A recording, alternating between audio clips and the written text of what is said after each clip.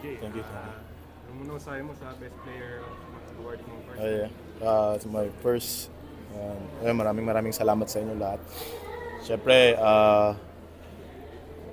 sa malaking bonus to para sa akin. And siyempre, sa tulong ng mga coaches and mga teammates and mga lahat ng sumusuporta sa akin, uh, binibigay ko tong award na to para sa kanila. And siyempre, papasalamat ako sa kanila lahat. Pero medyo mix, ano, palalo kayo kanina. Uh, we just, naman, tied 2-2. So, madami kaming kailangan ipag-aralan and kailangan i-adjust sa laro namin and sa depensa namin sa Magnolia. So, hindi pa naman tapos. Mahaba-haba pa. Parang best of 3 na lang yung kakalabasan. So, ayun, kailangan lang namin magpahinga, matuto sa mga mistakes namin. So, Sige, anong nagbago sa laro ng Magnolia?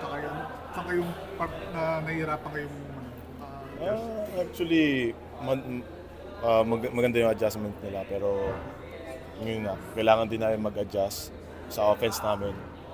And yun nga, hindi pumapasok yung mga outside shots namin, kailangan namin ipasok. And nag-struggle kami na i-set up si Benny. So, yun yung kailangan namin ayusin. Si Jay, four fouls ka sa first half. So, siguro ano yung napansin mo dun sa depensa sa'yo ng Magnolia? Wala namang binago. Parang same lang. It was just, yung depensa ko kanina, parang natatawagan ng foul. So, siguro kailangan ko na lang din mag-adjust sa mga tawag ng mga referee. It's not, yung defense ko naman hindi naman ganun ka-pesky. Kagaya dun sa kabila.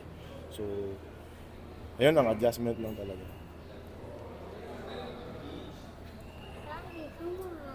Si Jumar hindi nakalaro masyado nung third, fourth quarters. Do you take it as additional responsibility na kailangan maging leader ka dito sa team na is not available? Hindi naman siya responsibility, pero syempre Junmar, kailangan talaga namin si Junmar. Kahit balik na rin mo yung San Miguel, kailangan namin si Junmar. So, hope na next game talagang 100% siya.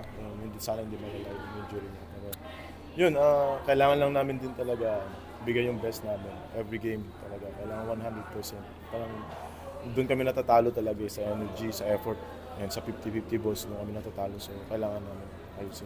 Ikaw rin kanina, CJ, may isang layup ka na parang hindi mo nakuha yung elevation. Are you okay physically? Okay naman. Medyo inaalalayan ko lang yung kaliwa, pero okay lang naman.